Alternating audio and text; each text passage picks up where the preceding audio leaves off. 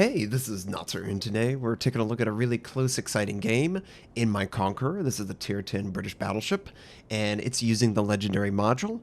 The Legendary module for the Conqueror sits in slot 5, so it competes with the Concealment module, or Target Acquisition, and it provides faster rudder shift, faster turret traverse, and then faster repair on the steering gear module.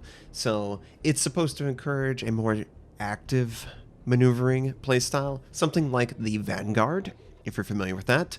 And it ends up having, I think, an 8 or 9 second rudder shift with the modules that I have equipped in the ship. And it's very active in its mitigation. It's not some passive observer battleship with a 20-second rudder shift and you're just going to sit there and take it. This sucker needs to be maneuvering to get the most out of it. Otherwise, you might as well have gone a concealment build. And as you might imagine, you saw the build. It's a tank build, has fire prevention, manual AA. A lot of good that's doing in this game, though. It's doing nothing good. There's no aircraft carriers whatsoever, so it's a complete waste of 4 points. Might as well not even have the 4 points on the commander, by my estimation. But we're going to deal with it, and we're going to try and win this game because that's the hand that was dealt. So I spawned on the east side, obviously firing high explosive. It's the Conqueror. You fire high explosive at long range angled battleships because you will burn them and you will do tons of damage to them. Of course, this is the primary flank of the enemy. So it's going to go real bad unless it goes really good. And if this is going back and forth, it's not going really good. So a lot of my teammates, the Daring, the Kagero, the Des Moines, they are impossibly too far forward. They have no exit strategy. Plus, the enemy Des Moines is fairly moved forward. So it's a very complex situation that we find ourselves in. But it's one that I can contribute, and I feel very comfortable contributing from back here, good sir. This enemy Iowa, he is sniffing out the problem. He wants to push forward. He wants to force the players who obviously just captured C Point to move back or be spotted or kill him. In response, he fired on my position, which I'm going to actively maneuver for. And actively maneuvering is one of the best traits about the Legendary module for the Conqueror. It really turns it into some active participation. I really enjoy that. It's something that the Vanguard has, but the Vanguard doesn't have damage per minute. It is a very sluggish damage output for that maneuverability improvement. For the Conqueror, you don't really have to make that kind of trade-off. You're just giving up a little bit of concealment. If this was an aircraft carrier game, I would already be giving it up. So I'm really happy with this build in all instances. And of course, this is a good example of, the worst case scenario game. How can you justify some of these picks when you don't even have the primary opponent for one of those skills out there? You make do with what you got. And what I got is a lot of HE. This Iowa, he's continued to move forward. The friendly Des Moines, completely wiped out by multiple enemies. I mean, all we see is an enemy Des Moines at this point. And then Yamato that's 20, 25 kilometers away. Don't really want to mess with that. So yes, I'm retreating for sure, but I'm firing on cooldown like every good Conqueror, and I'm firing on cooldown that high explosive baby. Want to burn them to the ground and get another fire, 3 fires, good. It so far is not looking like a typical game for me where I get like 1 or 2 fires the entire game. I've actually have 3 for 3 or very nearly on the salvos, so it's looking pretty good. But the one target that I wanted to finish off, that Iowa, is refusing to show himself, and the teammates, they're just not getting it, okay? There's no point in staying here. Note the Missouri. The Missouri is attempting to help the teammates, and it's great, it's honorable, but it is throwing your life away for players that maybe don't deserve it by their decision making. And he's going to do exactly what you expect, your typical, traditional, old meta play. He's going to take his battleship, he's going to bow tank, and he's going to hunker down. He's not leaving the battlefield until he's dead or all of the enemy ships are dead. Spoiler alert! The enemy ships will still be alive. So he's going to go down fighting. gallantly, and I will be watching as it's futile. The friendly DD, one of the two, is already defeated. It was the Daring, and maybe under a radar situation. Maybe not. But the Kagero is the only one left, and he got, ambushed by the Udaloi. The Udaloi sort of moved forward, attempting to assist in any way I can so that the Kagero doesn't die, and of course it's not enough. And of course we showed too much side for the Iowa to punish. But you know what? Because you did that to me, Iowa, I will not forget that your friend is here. And if we can take the Udaloi out, it's like, this person just shot me. He did everything he wanted to against me. I'm going to shoot your friend, your little friend, okay?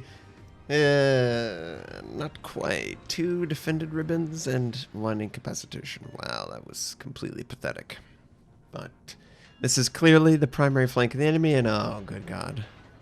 We've got Shimakaze torpedoes. That's great. Well, we turn in. We're able to mitigate some of it. Or maybe it was even the Z-52, the Z-46 that's right there. Regardless, enemy torpedoes. One made contact, causes a flood. I'm going to let the flood stick. I am a British battleship with this super heal, so I'll be able to bring back all of that. I just have to survive the enemy battleships and cruisers and destroyers that are all over here pushing hard. But I have great rudder shift. I have great active mitigation. And I'm in a defensive position. So this is something that this current meta needs to adopt for more players. There needs to be more damage retreating. You have to disengage while retreating with effective gunfire. And your team has to do a better job of pushing into the enemy than your team. That's one of the best ways to win, and it's one of the worst ways for players to play. Like, this is consistently the lowest skill point that most players showcase when playing the game. They don't understand there is value in defense that doesn't completely destroy yourself. I mean, this is looking pretty bad. It's 5-2. I got 2 bases, and I'm right in front of 6 ships. Shima's being real cheeky, huh, Shima? You think you're big and strong and powerful, firing your little 127s over that island? And yes, multiple enemy DDs. How do you deal with this? You run away from them. Their torpedoes are going to be very ineffective when they're trying to torpedo a player that's moving away from them. And that limits the number of targets that are actually a threat to just the cruisers and the battleships. If they want to openly fire, they can. Be my guest. Because I will shove these shells right into your hull. Not like the last shot. But, it happens, Hey, positive thoughts. We're alive, and we're not dead. So we can still help our team. Now, enemy Iowa seems to be bored with chasing me down. That's okay. That's okay. We're just going to keep disengaging. Make sure you have maximum angle to the largest armor-piercing threat. If possible, maximum angle to all your targets, obviously. But you can't, clearly. This is a cluster. A real cluster. But this enemy Des Moines, he's openly firing. He's showing himself. Firing HE. HE works pretty good against angled targets. Similar to aggressive players who are pushing into you.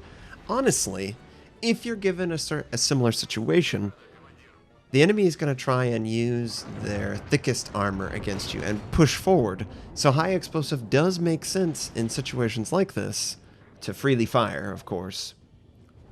And this enemy, Des Moines, still alive. The Soyuz is still alive. Yamato's caught up. I don't know where the Iowa's going. Maybe he's trying to get to another side. It's still really hairy with the amount of incoming we have. But if I could work on this Des Moines, and yes, someone's calling out, kill the Des Moines, I completely agree. We've got 3 of our super heal charges left. I think I led him correctly in the direction, and yes, good. We set a fire to the target, which I know he had to put one out previously.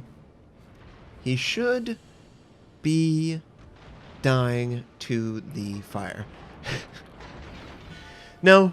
The North Carolina sneaks in 300 points of damage to get the kill. And oh, we got pretty close there.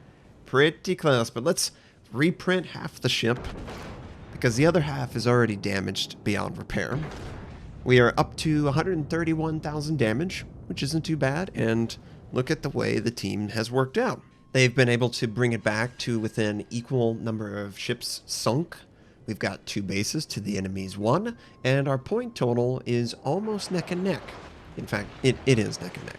So we're doing great. This is great. I'm trying to angle as effectively as I can against the Yamato. I want to minimize his success. You know, I am not afraid of being the target as a battleship. I actually thrive because I know that that shell is not going towards someone else. And I can do good tanking, good angling technique to minimize the threat that that shell has for my ship. And I'm pretty confident that I can do that for my teammates. So I love it when the enemies are annoyed by my presence. This is one of the aspects of my personal ship development that has really assisted me. Knowing that I've got a target on my back, because obviously I run with my real name. Everything is completely open, and I keep all my stats visible so they see how good I am. They recognize the name, and everyone says hello to me. So there's a lot of good reasons to kill me. I'm effective for my team, and annoyingly liked by some people. So you might as well harass the hell out of that person, because someone's going to get something out of it, right? If you do that, if you fall into the trap of focusing too much time on a target in an unoptimal way, you might as well have given them the keys to deciding the outcome of the game.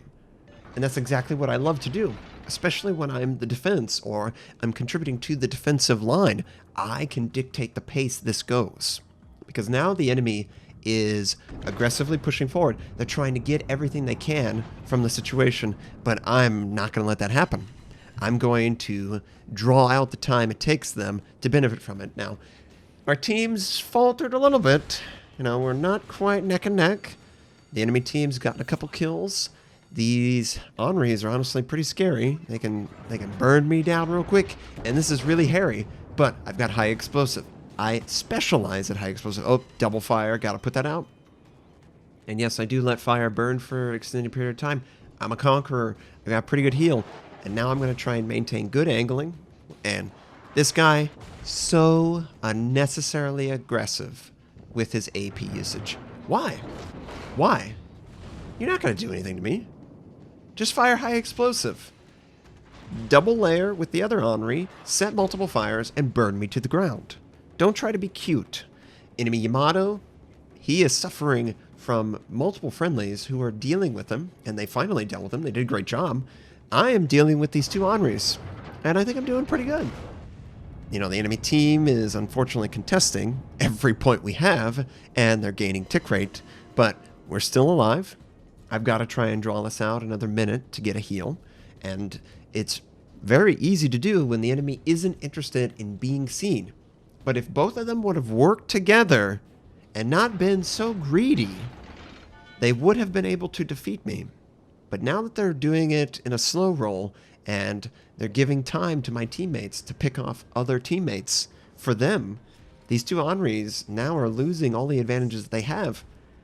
Does it mean that, you know, maybe one would have been gone sooner than it was, you know, taken out by myself or the Musashi or the North Carolina that's honestly been on the defensive flank the entire time with me, and it's been great? That's something that you have to decide is important and impactful enough to your team. They don't know how much damage I've done. They just know that I'm very annoying for their teammates. Probably reported multiple times that this is Notser, kill this Conqueror, or he's disengaging across the map and I can't. He's spamming high explosive. He's burning me to the ground. But I get plenty of time to wait. Now, I could choose to unload my high explosive that's loaded for nearly full health Henri. But I really would love to catch the other one. And thankfully, Friendly Musashi does it for me. So now it's a 1 versus 1. And yeah, he has way more health. But, oh, he's the Henri. He's so powerful with his main battery reload. It's very late in the game. If he has a main battery reload, good on him. Because he's been very conservative with it if he does. But if he doesn't, we're going to just pump high explosive in this guy, and just eventually he's going to die to many different dots of fire that he can't possibly deal with. So it's going pretty good, right? The enemy Soyuz almost dead, but oh wait, look at what just happened. The DD Battleship combo there, they sort of pinched each other and refused either's rudder engine response, and frickin' Musashi's defeated. But we're the game is really close. We still have one ship advantage to them, and pump just massive amounts of high explosive. I could switch to AP and overpen, but double fire is just fine.